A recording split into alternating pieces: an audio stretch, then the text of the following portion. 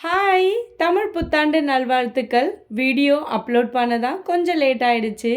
பொதுவாவே வீட்ல பாயாசம் செய்றது உண்டு. பாயாசமே இந்த மாதிரி கொஞ்சம் டிஃப்ரெண்ட்டா ட்ரை பண்ணலாம்.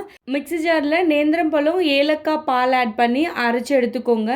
இப்போ பேன்ல நெய் ஆட் பண்ணிட்டு, அரைச்சிருக்க பேஸ்ட் அதோட ஆட் பண்ணிட்டு மிக்ஸ் பண்ணி விட்டுருங்க. இப்போ கொஞ்சம் கட்டியானதும் மறுபடியும் கொஞ்சம் பால் ஆட் பண்ணிக்கோங்க. நல்லா கலந்து விட்டதுக்கப்புறம் தேவைக்கேற்ற சுகர் ஆட் பண்ணிவிட்டு ரவை ஆட் பண்ணிக்கோங்க. இது எல்லாமே நல்லா கலந்து ஒரு கெட்டி பதம் வந்ததுக்கப்புறம் இன்னும் கொஞ்சம் நெய் ஆட் பண்ணிவிட்டு ஸ்டவ் ஆஃப் பண்ணிடலாம். கை பொறுக்கிற அளவுக்கு சூடு இருக்கும் போதே இதை இந்த மாதிரி குட்டி குட்டி பால்ஸை நம்ம பிடிச்சி எடுத்துக்கலாம். இதை ஸ்டீம் பண்ணி தான் நம்ம எடுக்க போகிறோம். அதுக்குள்ளே இப்போ முந்திரி திராட்சையை வறுத்து எடுத்துக்கோங்க. அதே நெய்யில் சேமியாவையும் வறுத்துடுங்க.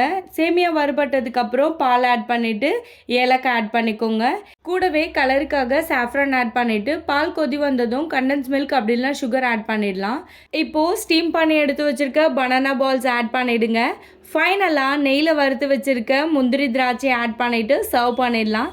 இந்த மாதிரி வீடியோஸ் பார்க்க ஃபாலோ பண்ணிக்கோங்க. பாய்.